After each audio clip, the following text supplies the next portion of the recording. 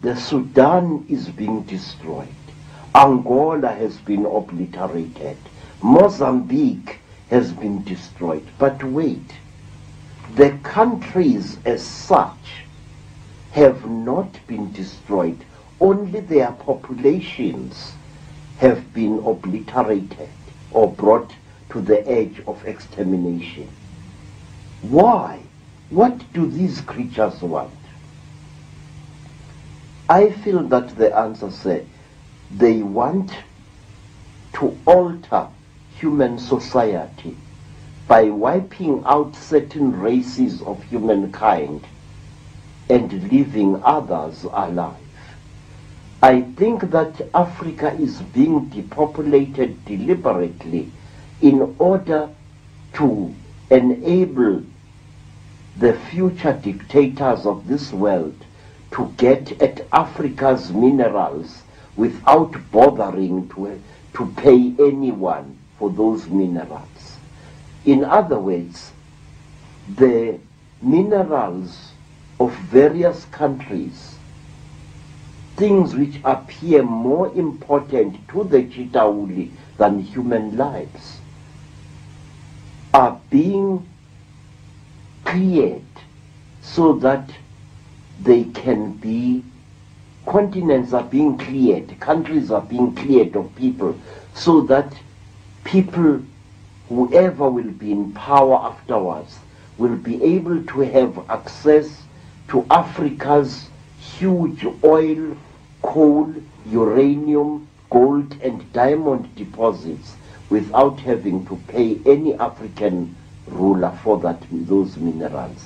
In other words, we are reaching a point where the minerals that come out of the ground will become the property not of small nations like Africa and the many nations that are inside there, but of the huge global government which is on the cards and which is being built now.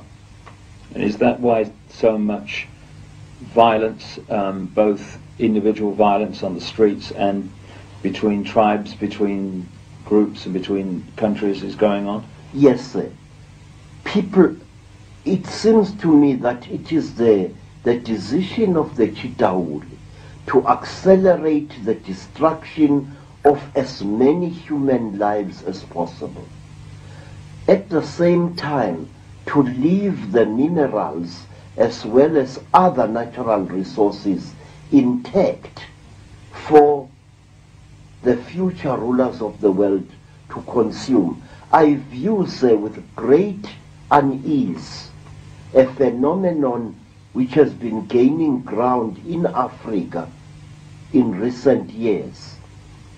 There has been planned and actually built in several parts of Africa things which are called peace parks, huge game reserves which border on certain countries.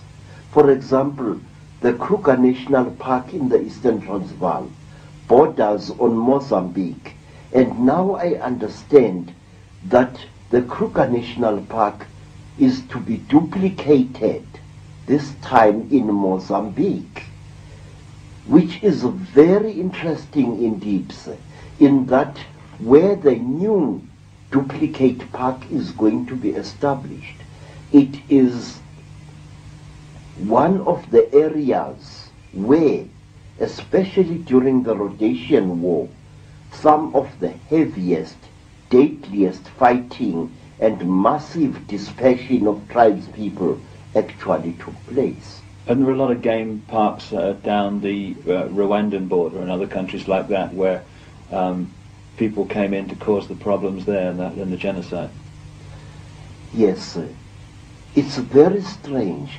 Somebody, I think, I don't know who, and quite frankly, I don't want to know. Because it's no use talking about an enemy you cannot throw a weapon at. I don't know who is planning this thing, but these game parks are being established at a huge price, a huge cost, in human lives.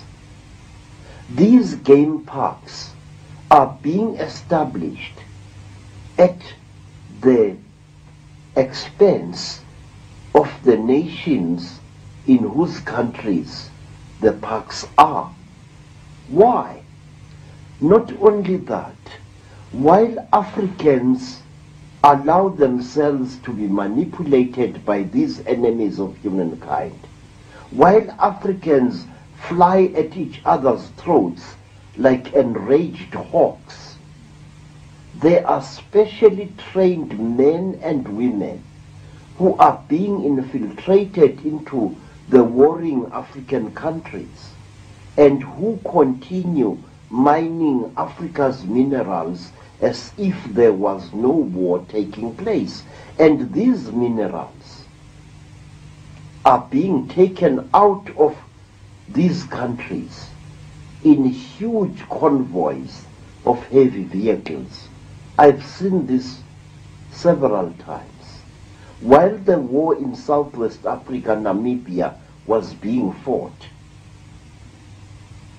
there was huge smuggling of minerals such as diamonds and so on. The same is happening in Angola. The same is happening elsewhere.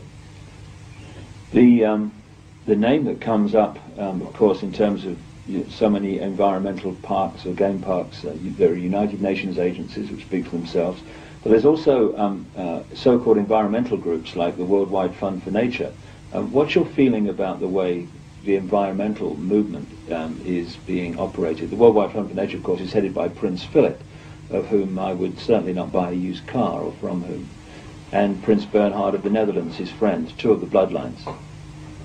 Since that fund was established, African animals are being exterminated at an even greater rate, believe me.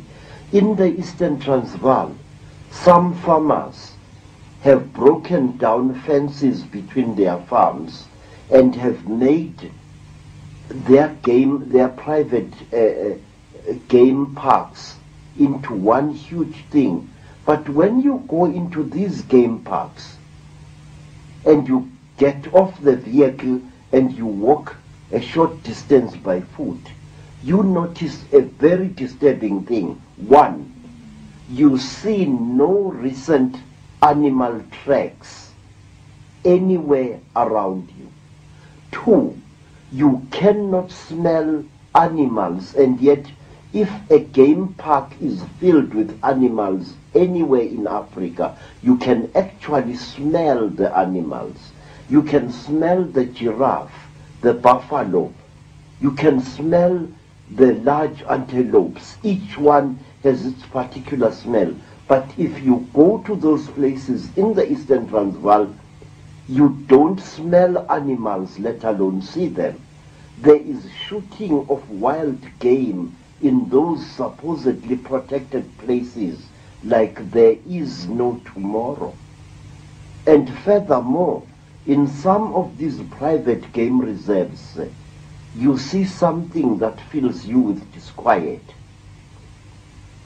You see airstrips carrying not small aeroplanes as one would expect, not small one-engined aeroplanes, but I have seen game reserves where there is an airstrip and a hangar which carries a large aircraft, a Dakota of the 1950s.